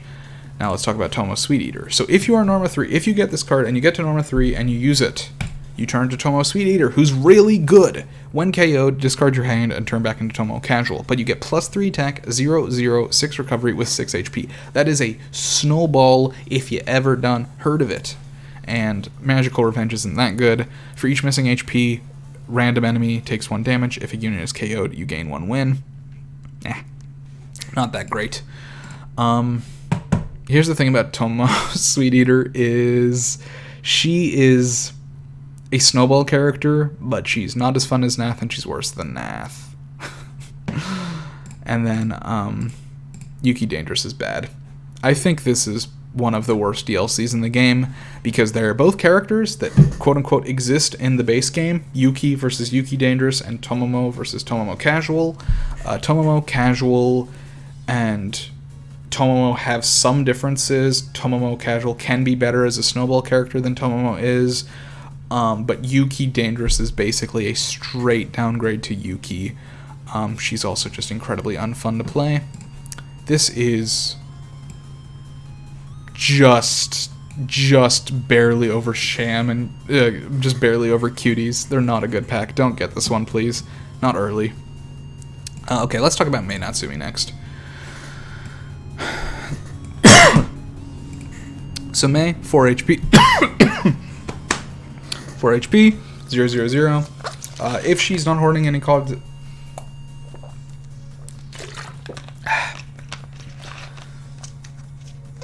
If she's not holding any cards at the end of her turn, she gains red and blue. And red and blue basically gives her +1 to every stat. On Discord RKO, the card is removed from the game. And her hyper is White Christmas Smasher. She deals 2 damage to players on the same panel.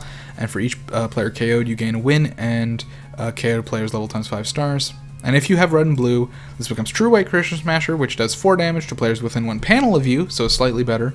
Yeah, I'm coughing. I'm sorry. I'm fine. It's just a lot more talking than I was expecting. And for each player KO'd, 2 wins, and KO'd players level time 10 stars. Mei is nice as a dealer in co-op. I think that's her best use. In normal, she's just kind of not that good. Yeah, as a dealer, Mei can basically get rid of her cards using deal, and then pass on red and blues to, the attackers in the group, which is really nice. But in normal, she's just kind of not that great. If she can get the red and blue early on, if you start, you want to pack like low level cards so that you can use them up quickly, because you start the game with 1 card. If you can immediately use it and get a red and blue, you're set. You're 4+1+1+1. But even then, it's just kind of lackluster. And then Natsumi is a really good healer in co-op. 5 -100, 5 recovery. If not KO'd and standing on the same panel with other players at the end of your turn, heal each unit for 1 HP, including yourself, and for each other player you heal, gain 5 stars. Her hyper is Cooking Time, costs level times 5, and all players recover your level times HP, gain 5 stars for each HP recovered. This is a good hyper. Natsumi is, especially in co-op, Natsumi is very good in co-op, and just in general, she's good at getting a lot of stars. She can't KO other players, but, her -1, again, the opposite of Ulta, her stat spread works with her passive, where she is not really going to kill people, but if she can damage them, she'll get stars at the end of the turn and they won't take the damage. Of course, since she has -1 attack, anybody who has a neutral or positive evade stat is just going to be able to ignore the chip, and she won't get the passive off. Overall, though, Natsumi is decent. Pretty good star farmer, pretty good star generator. And Mei is also, again, she's okay, but neither of these characters I think is super outside of co-op. I don't think they're particularly noteworthy. In co-op, I think they're both pretty good. But that being said, I think I'm going to place them there. Where am I going to place them? Yeah, I think that's good. I just don't think they're super noteworthy outside of co-op. Okay, next let's talk about Sit and Tequila. We are getting close, finally. So Tse is a 4 HP character, 0, -1+2, 5 recovery. She gets +2 attack if she's holding a gift card, so she goes +2, -1+2. And her hyper is Stealth On for 10 stars. She, for 3 chapters, can basically become invisible, cannot be challenged to battle or targeted by boost cards by other players, and effect expires upon entering a battle, but when she does enter that battle, she gets another +2 attack. This is a good hyper. This is a good card. Tse is decent. I like Tse. She does rely a lot on gift cards, which makes her really broken in some situations and really bad in other situations. +2 evade. I mean, 0, -1, +2, 4 HP is never, you know, a stat spread you want to have naturally, but +2, -1, +2 is a lot better. Problem with gift cards, of course, is that a lot of them get discarded when you die, which is not great for Tse, who is known to die to big numbers. But overall, I think she's pretty good. She's fun. But now let's talk about Tequila. I fucking love Tequila, though. Tequila, 5 HP, 0, +1, -3, 6 recovery. Pirate crew member appears as an enemy unit, gain +1 attack for every HP lost during a battle. So basically what this means is that if somebody attacks you, they do damage to you, you defend, or you evade, whatever works. The -3 evade actually, again, works really well in Tequila's favor here. You take the damage, and then you get that number added to your attack. So you become really dangerous to attack if you're at high HP as Tequila, because you can counterattack really well. Yeah, Tequila's passive doesn't stack with Avenger. It did, I think, in the very first time co-op happened, but then they quickly changed that, if I remember correctly. So pirate crew members are basically, along with chickens, roboballs, and seagulls, they're going to be added to the encounter list that other players can fight. Opponent loses level times 10 stars if defeated. The player who summoned this unit gains the stars, does not appear as an encounter to the summoner, +1, -1 with 2 HP. So Tequila essentially, okay, let's talk the Hyper real quick. Hyper is pretty simple. You set Flying Prion on 2 to 3 random panels, and it basically makes a pirate crew member fight a person, and it goes first. So it's essentially invasion, but with the pirates. Tequila is a really good, really effective star farmer, because he's passively getting stars anytime someone dies to one of his mooks.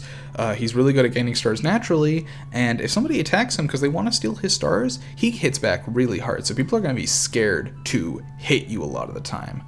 The -3 evade really works in his favor, because if you're at 5 HP and somebody rolls a 4, you can just be like, okay, I can guarantee I will take this 4 damage, be at 1 HP, and hit back at you with a +4 attack, and it just fucking myrtleize you.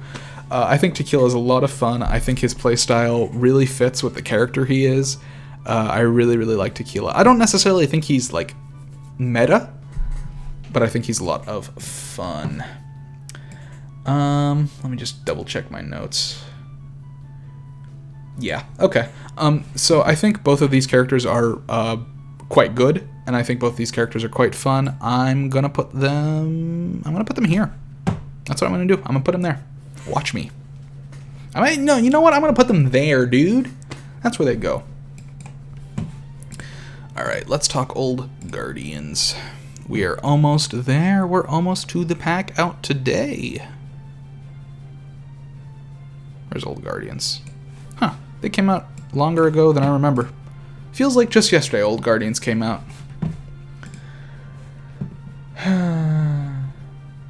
Okay, alrighty. So, oh yes, Pete's song. I love Pete's music. Do do do. Alright, just going to double check my notes. Alright. I realize in my notes I actually have Yuki and Ilay lower than I've put them here. Oops. Okay, so Siguri is a little bit different from Siguri. Rather than having +1, -1, she's actually 0, 0, +2, 4 HP.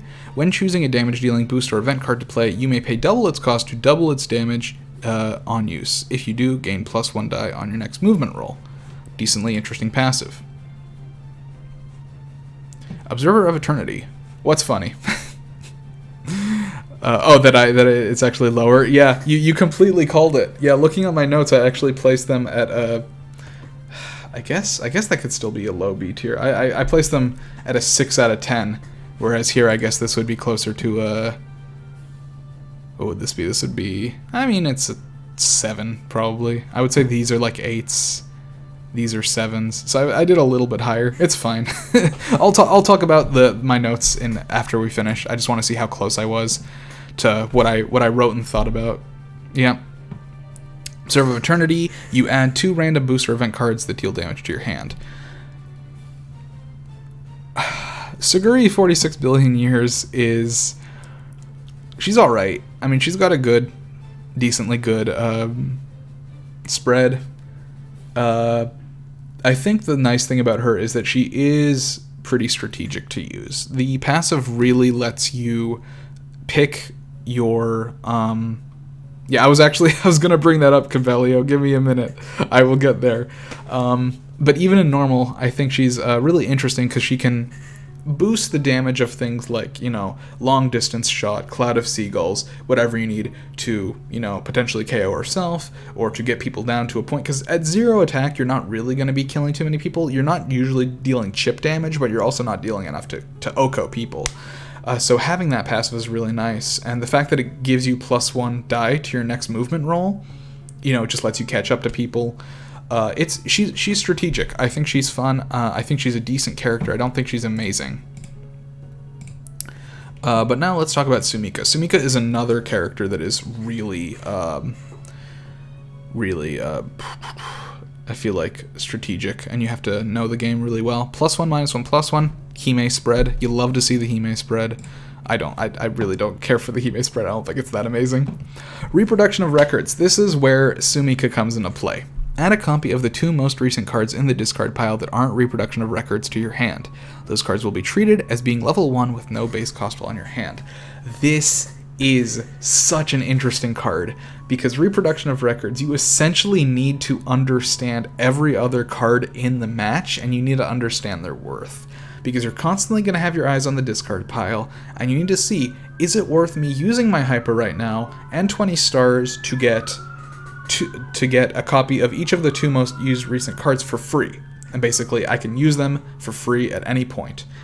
Obviously, there's going to be some no-brainers. Like, if you see a blue crow in there, if you see, Whimsical Windmill, maybe, depending on how you're playing. Trying to think of some really other powerful hypers just off the top of my head. Ubiquitous, obviously, that's another one. You're right, I didn't mention the co-op Joker thing. I'm an idiot. The co-op Joker thing, yes. So for Siguri 46 billion, in co-op, there is a mixer called Joker, which basically makes every card cost 0 stars. So you can, if there's a Joker up, you can play Siguri 46 billion just throw in a bunch of damaging cards, play dealer, and just constantly double the damage on everything and just do so much damage to the boss. It will have no idea what's coming at it. You just 2 damage from a long distance shot, 5 damage from a, or 4 damage from a cloud of seagulls. It's ridiculous.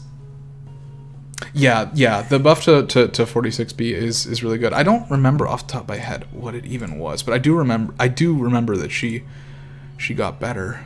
What? Yeah, what yeah, the extra die, the move roll. Yep, that was big. That lets her chase people. Yep.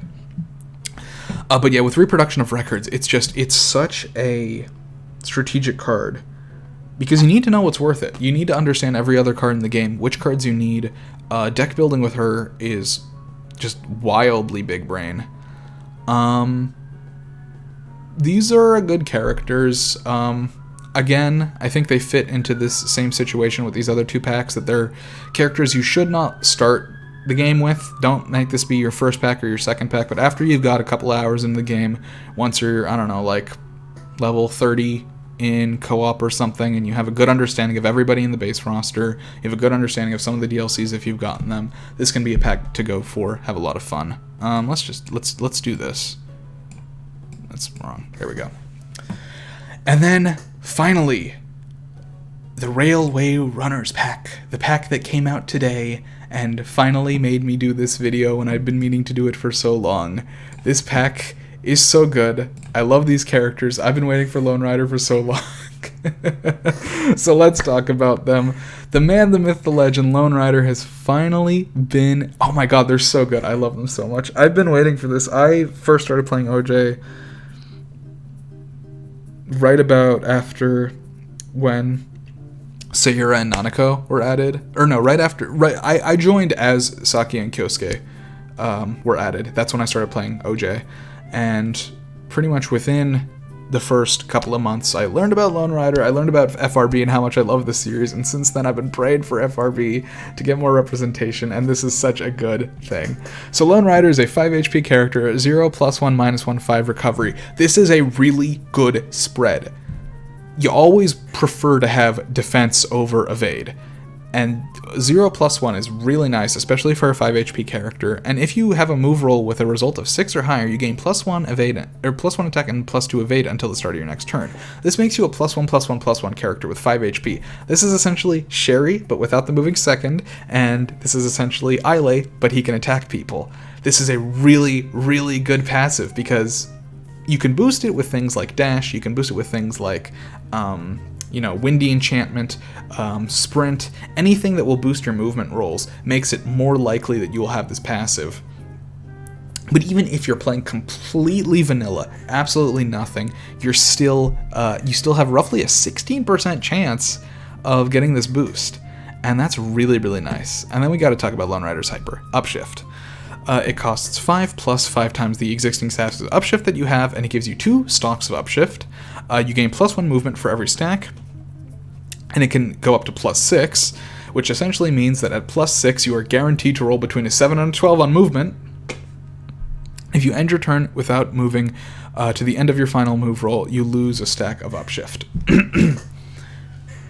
Lone Rider, I've only played a couple of games as of today. I've played, I think, 4 games as Lone Rider and 5 games as Merchant as of today.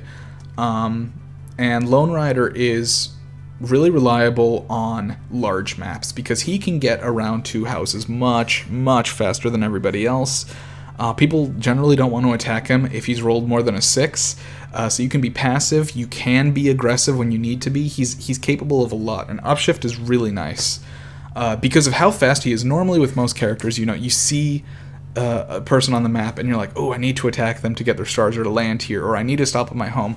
Lone Rider doesn't care as much because his movement rolls can get so high that you can just loop around again in like 2 more turns. Nobody gives a shit, and just get the exact number so you don't lose Upshift.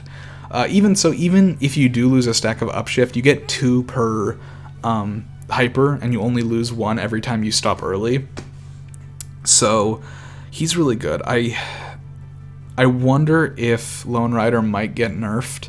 I really, really hope he doesn't, because I think he's super fun, and I hope he doesn't get nerfed. One thing I can see them doing is I can see them making stopping early remove half of Upshift stocks rather than a 1 of Upshift stocks, and I don't want that to happen. But I can see that happening. Otherwise, I think Lone Rider is really good, and I think he's really fun, because you just zoom, dude! You unlock that movement. It's great. And then finally, let's talk about Merchant. I think Merchant is slightly better than Lone Rider. I think he has higher highs, and I think he has lower lows. I think strategically, Merchant has a better playstyle, but I think if he gets behind, if he gets countered, he's not nearly as reliable. So I think Lone Rider is more of a consistent character, whereas Merchant is more of a high highs, low lows, because he's similar to Arthur in a lot of ways. You can hold 4 cards, which is nice. He gains a freight card anytime he stops in another player's home panel. 0 across the board and 6 recovery. The 6 recovery does hurt a lot, but he does have 5 HP. And so what his hyper does is you gain freight cards equal to your level if you don't have any freight cards in your hand. This can be anything between 1 and 5. Pretty nice. Freight cards, we should talk about freight cards actually first. It's not listed here, but essentially what freight cards do, they do 2 things. If you are challenged to a battle and you are defending in the battle, you can use a freight card to escape the battle for free. So it is a tactical retreat, except you don't spend any stars, but what you do is instead you give them the freight card. So now the opponent has the freight card. If somebody holding a freight card lands on their own home, they deposit any freight cards they have and get 5 stars for each of them. So it is very similar to Arthur with his shops of, getting cards and getting stars for cards and stuff. So when you are using freights to get out of battles, you are giving your opponent the potential to spend 5 stars, or to get 5 extra stars when they land on the home, but it gets you out of battle for free, which is really nice against a lot of bullies. And for Merchant, who is a star generator character by basically every measure of the word, this is a really, really, really nice passive. However, with Zealous Salesman, obviously you can get a lot of freight cards, or in battle, if you already have freight cards, you can give yourself +1 attack for every freight card in your hand. So if you see one really, really high priority target, boom, you got 4 freight cards, you use Zealous Salesman, boom, +4 attack, take them out, steal their stars, it's great. Merchant is really, really flexible, and I really like him. I've only played 5 games with him so far, but I think he's going to be up there with Arthur in terms of strength. The 6 recovery hurts a lot, but I'm pretty sure Arthur also has 6 recovery. He's not quite as passively good, whereas Arthur, gets all those bonuses passively. But the power of Freight is really nice because it helps him evade battles and not take unwanted damage. It helps him gain stars, and it helps him attack people. If you see a priority target, they can be used offensively. If you are a priority target, they can be used defensively. And if you're just trying to generate more stars, you can literally just use your hyper right before landing on your home, and then stop on your home and deposit like 40 stars at Norma 4. Or not 40, I guess it'd be like 20 stars at Norma 4, which is really, really nice, because unlike Helena, the Freights actually give you the stars before the Norma check, so you can Norma check off of a Freight. And it's free. I think Merchant is a really good character. I think both Merchant and Lone Rider are both really good characters. I think Merchant is a little bit less reliable, but I think overall he's stronger. And I really hope these characters don't get nerfed, because I want these characters to be strong, because they're so much fun. And I think, and maybe this is just me talking about, my personal preference, I love these boys. I've wanted them in the game for so long, and, the game just came out, so obviously I'm hyped about it. But I think they're the best character DLC in the game. I think they're a lot of fun. So that's going to cover it. So let me quickly go over my notes and see how close I was to what I said. So Lone Rider and Merchant, yes, best character pack in the game. I think they're great. Hopefully they don't get nerfed. We'll see. Next up I had Sherry and Sham as a 10 out of 10. I still think that's very accurate. I think they're both very solid characters, and they're both very fun characters with unique playstyles. Nico and Arthur, I had them up next. Very good. Again, 2 very strong characters. Who do I have next after that? I had Tequila and Sih. Interesting. So I actually swapped Kyosuke and Tequila and Sih. I think that's fair. Let's do that. Let's switch them back over. I literally just flipped those 2 in my notes. And I think that's fair. I think both Sih and Tequila have unique playstyles, and I think they're both really fun characters. Saki and Kyosuke is really good, but I do understand why I rated Saki a little bit lower, because even though Big Bang Bells are super fun, she's a trap character, and her stat spread isn't that good. So that's that. Under them, I had Krilla and Kay, exactly what I wrote in my notes. Below then I had Altair and Kyoko. Boom, exactly what I had in my notes. Below them I had No Name and Kiriko. Interesting. I rated No Name and Kiriko a lot higher in my notes than I did here. No, I think this is fair though. The problem with the No Name Kiriko pack is Kiriko. No Name is really fun and No Name is really good, but it is essentially a Sora Sham Cuties pack. Yeah, no, I completely agree with you. No Name is a really strong character, and he's a lot of fun, but Kiriko's just kind of bad. She's bad, and she's not really fun. So when you buy this pack, you're essentially spending the pack but you're buying 2 characters, but you're getting 1 a lot of the time. So I actually think that I rated them better here than I did before. So we'll do that. Next I had Yuki, Ilay. Okay, so bottom. I had Yuki, Ilay, Siguri, and Sumika, and Nath Tomato Mimi all in the same place. So I think this is very fair. This is very similar. Basically what I did is I had these 2 right here. That's the one difference. But I think it's better this way. Of these 3, I think Old Guardians, Nath, Tomato Mimi, and Yuki, Ilay is the right order for them, because these 3 packs I think are very similar in that they're a lot of fun, but they do require a deeper knowledge of the game. So I think that's fair. After them, I didn't have Helena and Cook rated at all, because I forgot to. But I think where they are is fine. After them, I had Nanako and Sayura. Okay, so actually a bit different here. I actually had Nanako and Sayura a bit higher. I do think that Nanako and Sayura are less interesting than these characters, so I think that's fair.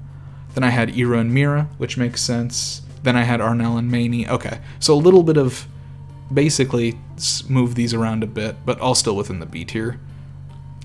That being said, I think I wrote my notes before I came to appreciate Arnell as much as I did, because when she first came out, I kind of just played the 10 games and I didn't pay much attention to her.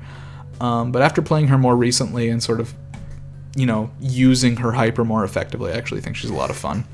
So I think this is fair. And then who do I have after that? Miyosaki and Ripa.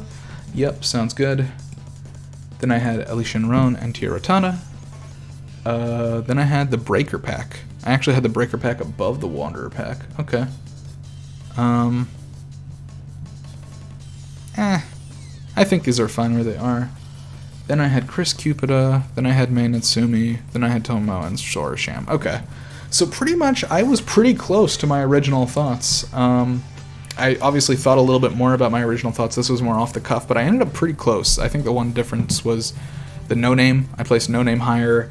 I placed Wanderer a bit lower, and I had Nanako and Sayura a little higher. But overall, I think these are the tiers. So obviously, this ended up going for much longer than I expected it to, but this is the way I see it. If you are new to OJ and you're looking for what to buy, you definitely want to start out with the card packs. They're the best purchases. They give you a lot of strategic options across any character you play.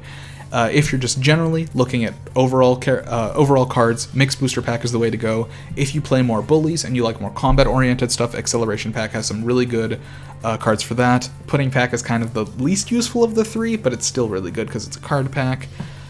The Railway Runners are super fun. You know, any of these four character packs from S tier are just really great buys. You can't go wrong with any of them. From the A tier, you have some good characters combined with some bad characters. Krilla K, like Krilla's fine, but K's just really, really good in co-op. And then, you know, Kyoko and Ulta, I've mentioned my thoughts on them. And these three are more like, you need to know the game. Anything in the B tier is a decent buy, but they don't stand out too much. The C tier characters, I think, are on average either really brought down. In the case of like Chris, I just don't think Chris is very good. I think both Tomomo and Yuki are just not very interesting. These packs, I think, are not very interesting, done better by other characters that already exist within the game, or just have like a negative side effect like Starbreaker that just makes them not very fun. And then for the D rank, we basically just have Cuties, because it's one character, and I don't think they're very fun. And then all the cosmetics. And then for the bonus characters, obviously we have Popo Mixed at the top for being super fun, and for being a game that, you know, is kind of fun. Sora Military for being a good character from a game that, you know, not super my cup of tea, but I still enjoyed. Aru because she's cheap, and she's good, and she's not really a downgrade from Aru. Siguri version 2, even though I don't particularly like her game, and it's expensive, she's a really, really good defender. Mark is only this low because her game is expensive, and she's just essentially just regular Mark, who is, you know, free and the best character in the game. I think QP Dangerous just because QP Dangerous isn't good and her game kind of sucks and she's kind of expensive. So that is going to be the full tier list. So now it's the moment that maybe some of you have been waiting for. I'm going to take a look at who is in the chat, and one person will be getting a free pack of their choice tonight. How do I check? Users in chat. So we have Bloodluster, Cabellio, Poke-Cole, and Stormy Sunshine. Bloodluster, are you here? I maybe I haven't read. Everyone in chat is a gamer. I don't think I've read anything from Bloodluster. Is that a real person?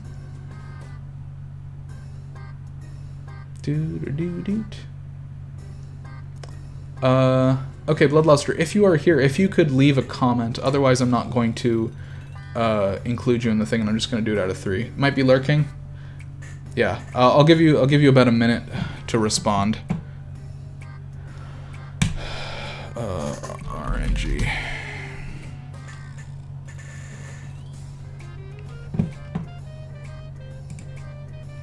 Otherwise, we're going to have Cabellio on 1, Poke-Cole on 2, and Stormy Sunshine on 3.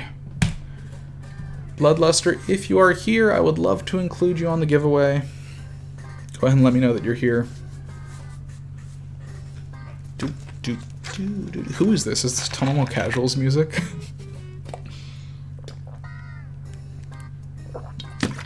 Nice. Okay, it doesn't seem like they're here, so I'm going to go ahead and roll it. So again, Cabello, you are on 1, Poca-Cola, you are on 2, and Stormy, you are on 3. Alright, Cabello, you get a pack of your choice. So go ahead and DM me in the Discord, or you can either DM me or just send me in the Discord which of these packs you would like me to purchase you, and then I will go ahead on Steam and get that for you straight away. Poca-Cola, thanks so much for joining. It's nice to see you.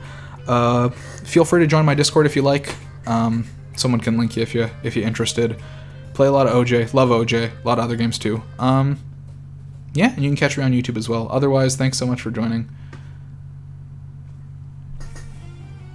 I could probably grab a link for you.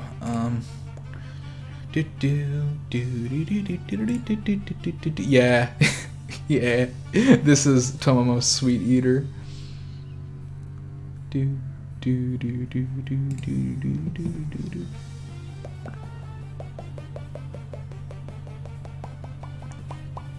Somebody get a link? Oh, thank you, Cabello. Yep, NM7D, bye. Alright, well that is going to be it for tonight. Hopefully, if you're watching this on YouTube,